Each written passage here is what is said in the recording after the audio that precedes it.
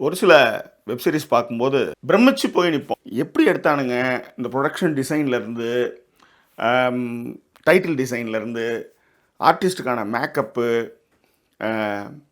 எப்படி இவ்வளோ ஆட்களை கூட்டிகிட்டு போய் இப்படி ஒரு விஷயத்தை எடுத்தாங்கன்னு ஒரு சில சீரியல் வந்து நம்ம வந்து வியக்க வைக்கும் இல்லையா?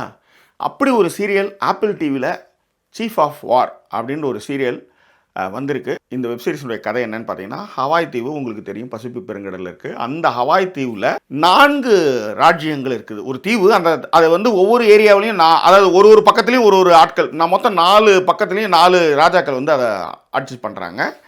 அவங்களுக்குள்ளே வந்து சகோதர சண்டைகள் அவ்வப்போது நடந்துக்கிட்டே இருக்குது. அதில் ஒரு ராஜா வந்து என்ன பண்ணுறான்னா, வெறி பிடித்த ராஜா.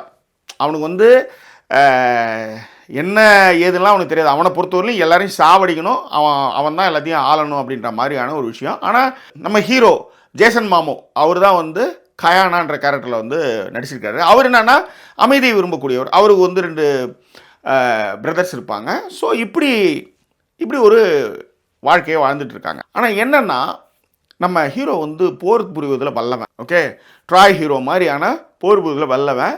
ஸோ அவனை வந்து எல்லா இடத்துலையுமே வந்து அவன் வந்தான்னா படையை நடுங்கும். அப்படியானவன் ஒரு காலகட்டத்தில் ஏகப்பட்ட பிரச்சனைகளை சந்திக்கிறான். அவன் குடும்பத்தை காப்பாற்ற முடியல. அவன் வந்து கடல் கடந்து ஸ்பானிஷ் தேசத்துக்கு போக வேண்டிய சூழல் வருது. ஒரு காட்டுவாசியாக இருக்கிற தீவுலேருந்து அவங்க எப்படி அங்கே போய் அவன் எப்படி சர்வைவல் ஆகிறான். அப்புறம் திரும்பி எப்படி வந்து தன்னுடைய நாட்டு மக்களுக்காகவும் தன்னுடைய குடும்பத்தினருக்காகவும் என்னெல்லாம் செஞ்சான் அப்படின்றது தான் இந்த வெப் சீரிஸினுடைய கதை. ஓகே.